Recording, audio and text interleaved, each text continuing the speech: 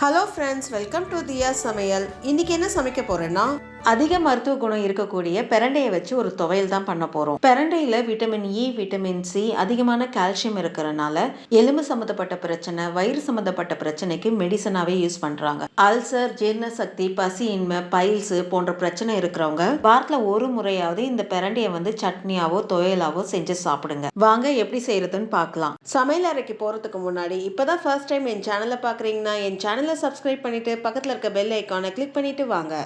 பெரண்டை ஒரு கொடி வகையை சார்ந்தது. அதோடைய ஸ்டெம் பார்த்தீங்கன்னா சின்ன சின்ன பிட்டா ஜாயிண்ட் ஆகி வளரும். அந்த ஜாயிண்ட் ஆண்ட இலைலாம் இருக்கும். அந்த இலை நம்ம சமையலுக்கு சேர்த்துக்க கூடாது. அந்த ஜாயிண்ட் ஆண்டையும் முன்ன பின்ன கட் பண்ணி எடுத்துட்டு அந்த ஜாயிண்ட்டை சமையலுக்கு சேர்த்துக்காதீங்க. அந்த ஸ்டெம்மை மட்டும் சேர்த்துக்கோங்க.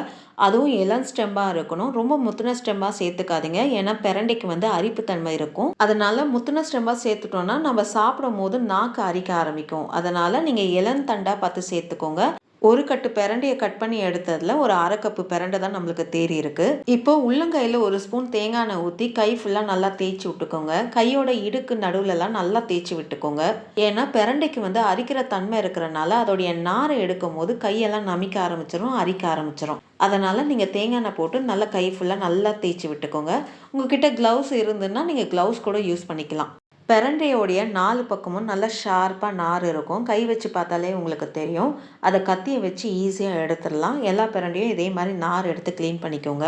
பிரண்டையை பறித்து இல்லைன்னா கடையில் வாங்கியோ அதோட நாரெல்லாம் எடுத்து க்ளீன் பண்ணி அதை நல்லா வதக்கி எடுக்கணும். ஏன்னா பிரண்டைக்கு அரிக்கிற தன்மை இருக்கிறதுனால அதை நல்லா வதக்கி எடுக்கணும். இதை செய்கிறது ஒரு கடினமான விஷயம்தான். ஆனால் கஷ்டத்தை பார்க்காம மாதத்தில் 2 வாட்டி இல்லை உங்களால் முடியல அட்லீஸ்ட் மாதத்தில் ஒரு வாட்டியாவது இதை நீங்கள் செஞ்சு சாப்பிடுங்க. பிரண்டையோட நாரெல்லாம் க்ளீன் பண்ணி எடுத்தாச்சு. இது ஒரு வாட்டி தண்ணியில் போட்டு ஒரு அலசி எடுத்துக்கோங்க. ஒரு பேன் எடுத்துக்கோங்க. பேன் நல்லா சூடான பிறகு ஒரு ஸ்பூன் எண்ணெய் சேர்த்துக்கோங்க. எண்ணெய் நல்லா சூடான பிறகு நம்ம க்ளீன் பண்ணி எடுத்து வச்சுக்க பிரண்டையை சேர்த்துக்கோங்க. அடுப்பை லோ ஃப்ளேமில் வச்சு இந்த பிரண்டையை நல்லா வதக்கி விட்டுக்கணும். டார்க் கிரீன் கலரில் இருக்கிற பிரண்டை உங்களுக்கு பழுப்பு நிறமாக மாறுற அளவுக்கு வதக்கி விட்டுக்கணும். இது நல்லா வதங்கி வரதுக்கு 3லேருந்து 4 நிமிஷம் எடுத்துக்கும். பிரண்டையை நல்லா வதக்கி விட்டுக்கோங்க. இல்லைன்னா துவையல் சாப்பிடும் போது நாக்கு அரிக்க ஆரம்பிச்சிடும். அதனால் இதை எந்த அளவுக்கு வதக்கி விடுறீங்களோ அந்த அளவுக்கு நல்லா வதக்கி விட்டுக்கணும். இந்த வீடியோவை பார்த்துட்டு இருக்கவங்க இந்த சேனலை சப்ஸ்கிரைப் பண்ணி உங்களுடைய சப்போர்ட் எனக்கு கொடுங்க. அது மட்டும் இல்லாமல் உங்களுடைய ஒப்பீனியன், சஜஷனை எனக்கு கமெண்ட் செக்ஷனில் போஸ்ட் பண்ணுங்கள். என்னுடைய இம்ப்ரூவ்மெண்ட்டுக்கு அது ரொம்ப யூஸ்ஃபுல்லாக இருக்கும். நல்லா பழுப்பு நிறமாக மாறுற அளவுக்கு வதக்கி எடுத்தாச்சு. இப்போ இதை ஒரு பிளேட்டில் மாற்றி எடுத்து வச்சுக்கோங்க. இதுக்கப்புறம் நம்ம மற்ற பொருள்லாம் வதக்கி எடுத்து ஈஸியாக நம்ம துவையல் அரைச்சிடலாம்.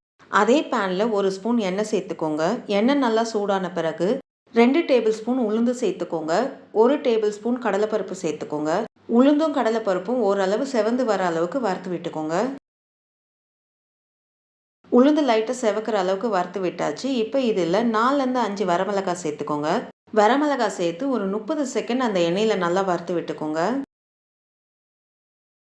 30 செகண்ட் மிளகாவை நல்லா வறுத்து விட்டாச்சு. இப்போ இதில் 5லேருந்து 6 பெரிய பல்லு பூண்டு தோல் உரிச்சு சேர்த்துக்கோங்க. சின்ன வெங்காயம் ஒரு 10லேருந்து 15 தோல் உரிச்சு முழுசாக சேர்த்துக்கோங்க. கொஞ்சம் கருவேப்பிலை சேர்த்துக்கோங்க. சின்ன முழு நெல்லிக்காய் சைஸுக்கு புளியை சேர்த்துக்கோங்க.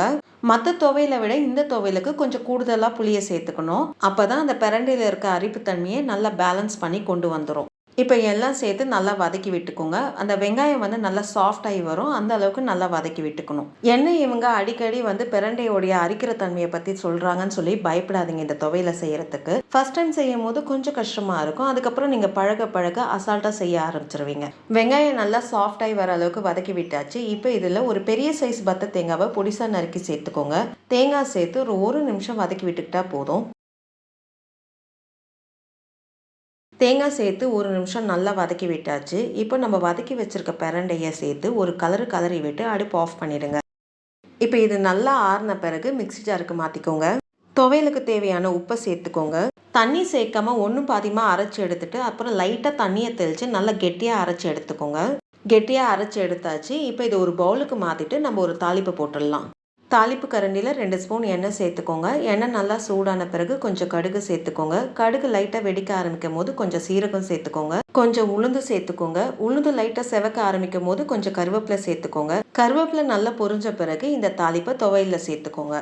நல்ல டேஸ்ட்டாக அதே சமயத்தில் ரொம்ப ஆரோக்கியமான பிரண்டை துவையல் செஞ்சாச்சு. இந்த வீடியோ உங்களுக்கு பிடிச்சிருக்கும்னு நினைக்கிறேன். அப்படியே ஒரு லைக்கை தட்டுங்க. மறக்காம என் சேனலை சப்ஸ்கிரைப் பண்ணிட்டு பக்கத்தில் இருக்க பெல் ஐக்கானை கிளிக் பண்ணுங்க. வரும் நாட்கள் இனிதே அமைய நல்வாழ்த்துக்கள். நன்றி, வணக்கம்.